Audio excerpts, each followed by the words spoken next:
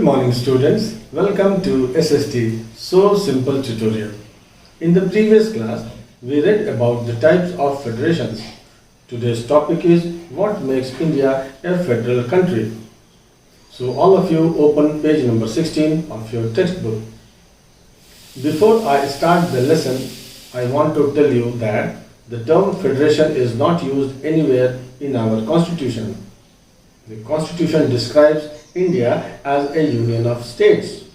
But this Indian Union is based on the principles of federation. To begin with, let us go back to the features of federalism described in the second video. We will see that all those features apply to the provisions of the Indian Constitution.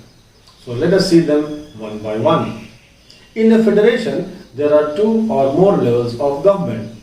In India, the Constitution originally provided for two levels of government, the central government and the state government. Later on, a third level was added in the form of municipalities and panchayats.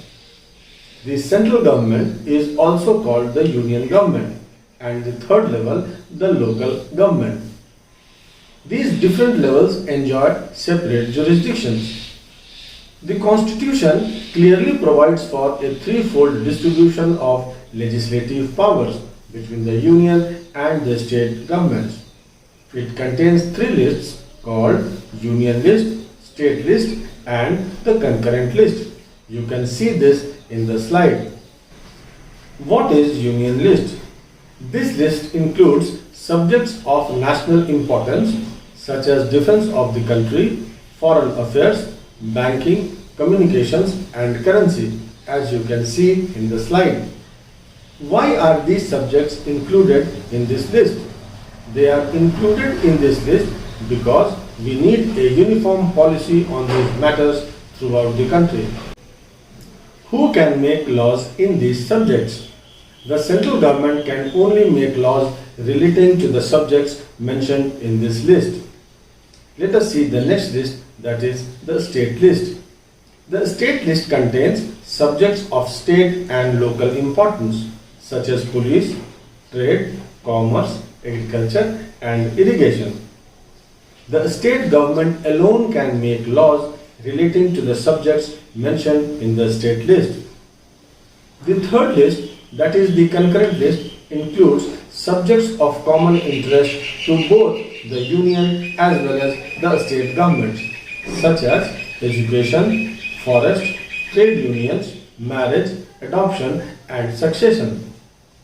Both the union as well as the state governments can make laws on the subjects mentioned in this list. But if the laws made by the central government and the state government conflict with each other, then the law made by the union shall prevail. The list that you see in the slide is not all.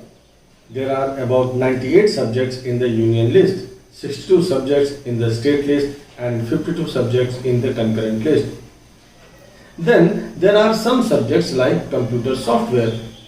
This subject did not exist when the constitution was being written. They came up after the constitution was made. All such subjects were named residual subjects. So who will make laws on these residual subjects? The constitution provides that union government will legislate on these subjects. I hope you have understood it. The union government will make laws on the subjects mentioned in the union list. The state governments will make laws on the subjects mentioned in the state list. But both the union government and the state governments can make laws in the subjects mentioned in the concurrent list. On the residual subjects, only the union government can make laws. Let us now come to the next point. India is a holding together federation. In holding together federations, we have read that all the constituent units may have unequal powers. Sub-units may have special powers. The Constitution has given some special provisions to the northeastern states of Assam, Nagaland, Arunachal Pradesh, Mizoram, etc., largely due to a sizable indigenous tribal population with a distinct history and culture. In India, Jammu and Kashmir was a state having a special status. It had its own constitution. Many provisions of the Indian constitution were not applicable to this state without the approval of the state assembly. Indians who were not permanent residents of this state could not buy land or house there.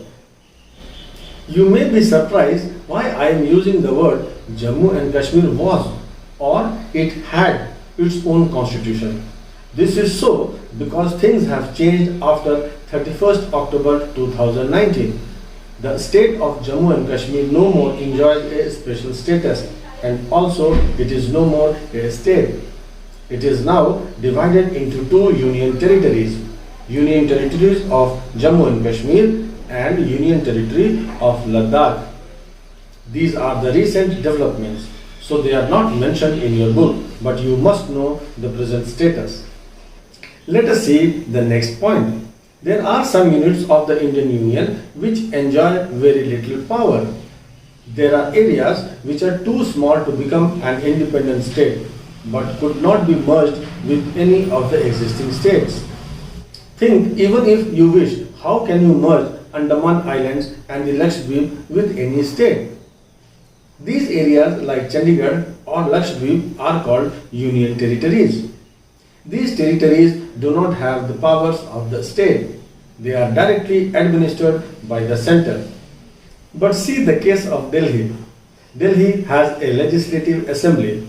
So compared to other union territories, Delhi has more powers, but not all the powers as that of a full-fledged state.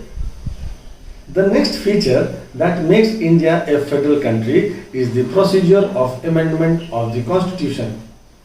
In the previous video, we had seen that one of the features of federalism is that the central government or the state government cannot change the constitution if they wish. It requires the consent of both the levels of the government. In India also, there are certain basic provisions or the basic structures including the center-state relations which cannot be changed by either of the governments alone. If any change has to be brought in the constitution, that has to be passed by both the houses of the parliament with at least 2/3 majority. Then it has to be ratified by the legislatures of at least half of the total states. Ratification means formal confirmation or sanction. That means that change must get sanctioned from at least 14 states.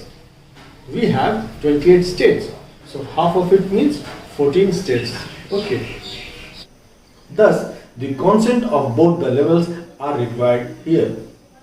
This procedure also shows that the process of amendment of the constitution is not easy. Let us now see the role of judiciary in India now. In case of any dispute about the division of powers, the High Court and the Supreme Court take the decision. Another feature that makes India a federal country is that both the union government and the state government have financial autonomy. The union and the state governments have the power to raise resources by levying taxes in order to carry on the government and the responsibilities assigned to each of them. So these all are the provisions that make India a federal country. I hope you have understood the topic. If you have understood the features of federalism, you can easily write how India is a federal country. Now come to page number 18 and see, let us revise on the top of the page. There are 3 instances given. You can see 3 bullets. For your understanding, I will read one. Okay. Pokhran, the place where India conducted its nuclear tests, lies in Rajasthan. Suppose the government of Rajasthan was opposed to the central government's nuclear policy, could it prevent the government of India from conducting the nuclear tests? Students, formation of nuclear policy is a matter of national importance and comes under the union list. Therefore, despite its opposition of the policy of nuclear tests, the state government of Rajasthan cannot prevent the government of India from conducting the nuclear tests. You read the other two cases and find out the answer. Let us now see the questions that has been asked in the board examination from this topic. Explain the threefold distribution of legislative powers between the union government and the state governments. 3 marks, CBSE 2010. Here you will explain the 3 lists and write which government has the power to legislate in which lists. With this, I finish the topic of the day. After watching the video, read your textbook. I am sure you will have no problems. In the next class, we will read how is federalism practiced. Till then, keep reading. Have a nice time. Thank you.